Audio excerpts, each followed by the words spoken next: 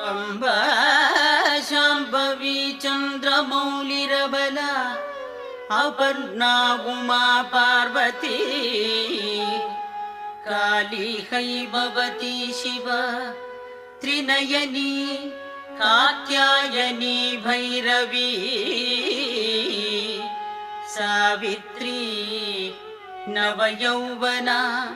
शुभकरी साम्राज्यलक्ष्मी प्रदा चिद्रूपी परदेवता भगवती श्रीराजराजेश्वरी